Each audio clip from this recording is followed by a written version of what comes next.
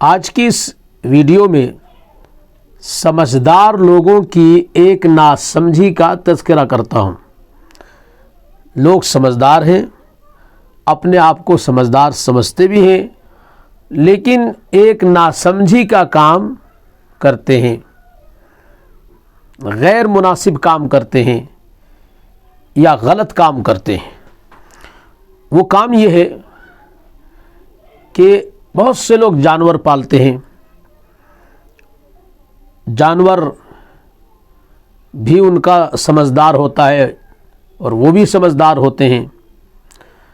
جانور اتنا سمجھدار ہوتا ہے کہ جانور کو جب یہ کہا جاتا ہے، سکھایا جاتا ہے کہ آپ کو گھر میں پاخانہ پیشاب نہیں کرنا ہے، تو وہ بیچارہ روک کر رکھتا ہے اور مالک کا انتظار کرتا ہے کہ مالک جب گھر سے باہر نکالے گا تو پھر وہ پیشاب کرے گا، پاخانہ کرے گا۔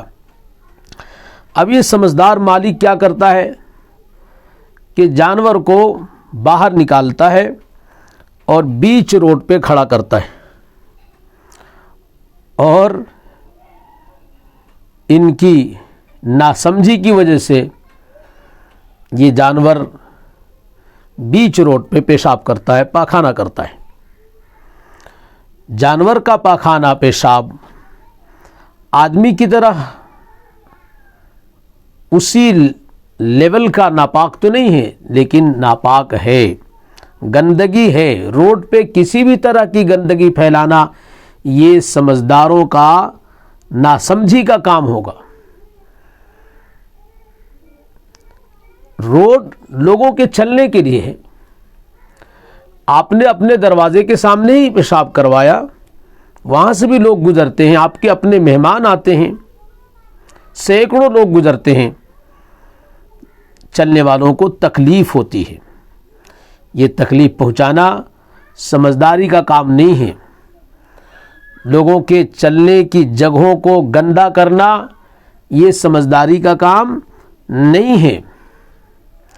بارش کا موسم ہوتا ہے، بہت ساری جگہوں پہ کچے راستے ہوتے ہیں، دروازے کے سامنے کا روڈ بھی کچا ہوتا ہے، پانی جمع ہو گیا۔ میں نے یہ مشاہدہ کیا کہ جہاں پانی لگا ہوا ہے وہاں جانور پیشاب نہیں کرتا ہے، جہاں تھوڑی سی جگہ تھی جہاں پیر رکھا جا سکتا ہے، سوکھا جیسا ہے، وہاں جانور پیشاب کرتا ہے۔ اب نمازی صاحب بھی جا رہے ہیں، امام صاحب بھی گزر رہے ہیں، تو کہیں قدم رکھنے کی جگہ نہیں رہ جاتی، ہر جگہ پانی یا پیشاب، پانی یا پیشاب، کیچڑ یا پیشاب۔ تو ایسے سمجھدار لوگوں سے میں یہ کہتا ہوں کہ آپ اپنی سمجھداری کو تھوڑی سی اس کو اور بڑھائیے۔ جو جانور آپ کے سکھانے سے، آپ کی تربیت سے باہر جا کر پیشاب کرتا ہے، وہ آپ کی تربیت سے ایسی جگہ بھی پیشاب کر سکتا ہے جہاں سے آپ پانی ڈال کر کے اس کو نالے میں گرا سکتے ہیں۔ روڈ کے کنارے پر جہاں نالے بنے ہوئے ہیں، کنارے پر آپ پیشاب کروائیے، وہ پیشاب نالے میں جائے گا۔ خود انسان جہاں اپنی ضرورت پوری کرتا ہے، وہ جانور جو سکھانے پر باہر جا کر پیشاب کرتے ہیں وہ وہاں بھی جا کر پیشاب کر سکتے ہیں۔ سب سے اچھا طریقہ ہے کہ آپ وہاں لے جا کر کے کھڑا کر دیں، اپنے باتھ روم میں، اپنے واش روم میں، وہاں وہ جا کر پیشاب کر لے گا اور پھر پانی سے بہا دیا جائے۔ اسلام میں کسی بھی طرح سے دوسروں کو تکلیف پہنچانا یہ اچھی بات نہیں ہے۔ اگر لوگ تکلیف محسوس کرتے ہیں، پیشاب کی بدبو آتی ہے، تو اس کی وجہ سے گرفت ہو سکتی ہے۔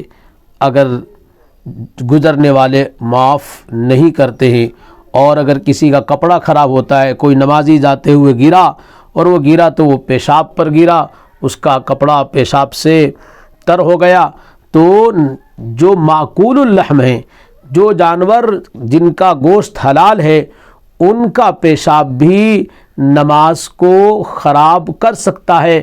اگر کسی ایک کپڑے کا جو یہ ایک حصہ ہے، اس کے اگر چوتھائی میں لگ جائے تو پھر اس کے ساتھ نماز بھی جائز نہیں ہوتی ہے، اور ناپاک تو ہے ہی ہے، چاہے کم لگے یا زیادہ لگے، وہ اچھی چیز نہیں ہے، وہ خوشبو نہیں ہے، وہ ناپاک ہے، وہ پیشاب ہے۔ اس لیے اس پر ہم لوگوں کو غور کرنا چاہیے اور اپنے جانور کی خود حفاظت کرنی چاہیے، ایسی جگہ پیشاب کروانا چاہیے جہاں سے لوگوں کا گزر نہیں ہو، کوئی گرے کوئی پھسلے تو آپ کے جانور کے پیشاب پر نہ گرے۔